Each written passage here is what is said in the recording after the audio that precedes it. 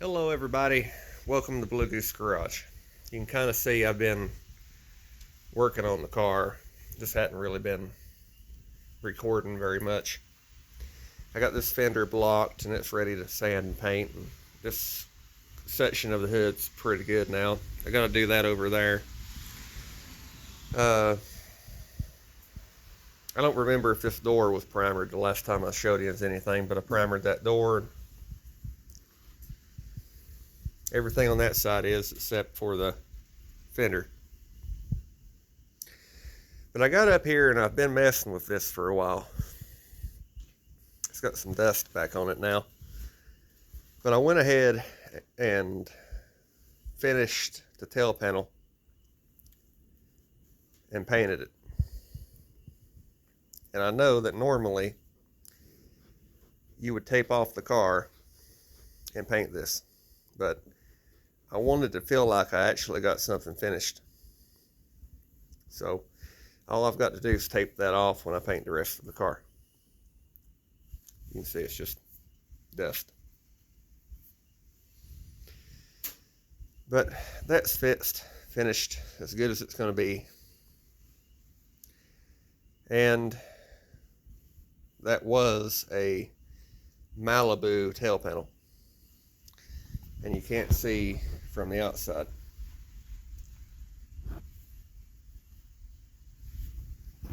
Any of that anymore. The first time I went through this, you kind of could. I failed. But I fixed all this.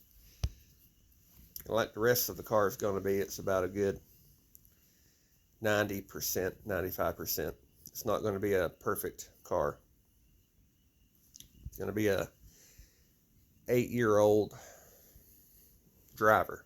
You know, the goal is 8-10 years old. It's not to make it a new car. And that's why I did this a little bit different than I normally see it. I wanted it to be black behind the bumper. A lot of the ones I see, that's the color of the car. But I wanted it to blend in behind the bumper, because that's really not that good a shape over through there. And it's just, that's the way I wanted it to be. I put the SS emblem back on it. And if you notice, it's got a lock. I had a lock in it once before. I had this lock in it once before. That was a replacement, but I never liked how it worked, and it don't really matter, but I found out that that is a 66 style lock instead of the correct one. That's actually the one out of this car, like I think I mentioned already. This is the original tail panel. You can see that's where I got my holes for the SS emblem. And you can also see that when Dad painted it, he didn't paint the black back on this. But you can also see the original color black. And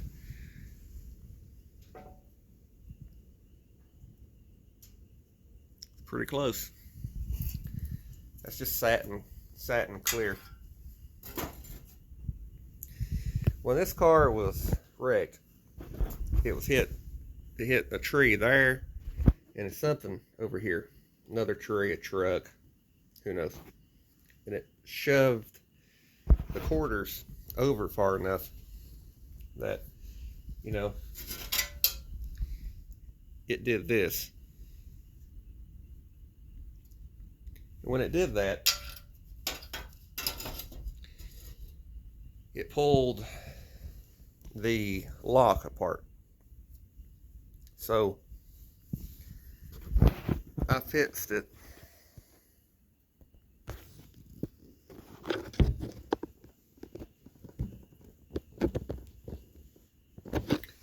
with the new lock, the parts off the new lock, the spring, the finger, all that. And as you can see,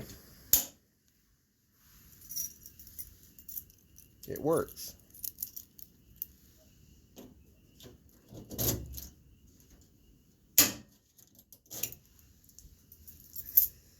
A little bit of oil and that lock works like a brand new one. Well, better than a new one, because that one don't seem to have the flexing issue that it had. The part of the reason I'm making a little video here is to show the tail panel and stuff. It's also just kind of glance over this and mention it. I watch a lot of YouTube videos. I'm on forums all the time. And a subject that, so a little bit of a pet peeve, not much, but a little bit, is door locks and keys and stuff. These cars had 2 keys. 67s had 2 keys. They had a key that fit the ignition,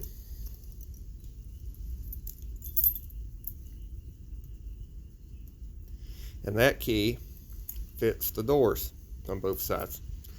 So you can unlock the car and start it with one key. The other key, this one,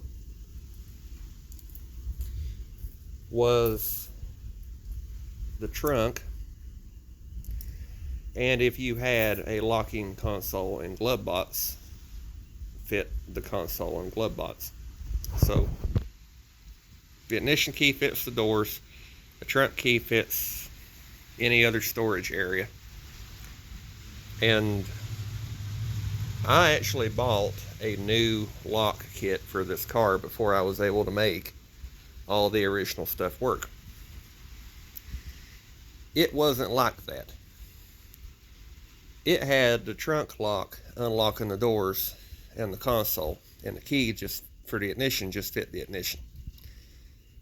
That's fine and good and all, I guess, but that's not the way these cars actually were.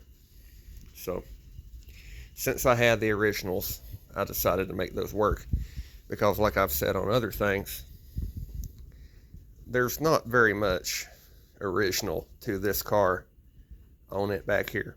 Most of it was totaled. That came off of the Alucard. There's one tail light housing and this and the harness, but that's really it. And I guess maybe the torsion bars for the trunk lid, but most of it's other cars, and some of it's new.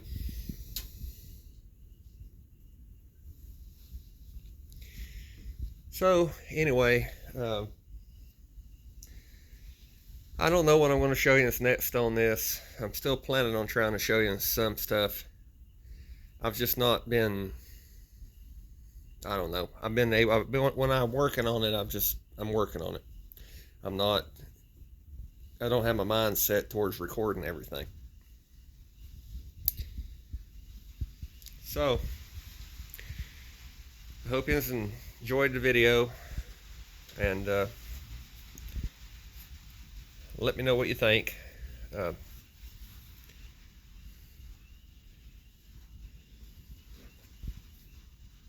What have you. Like, comment, subscribe.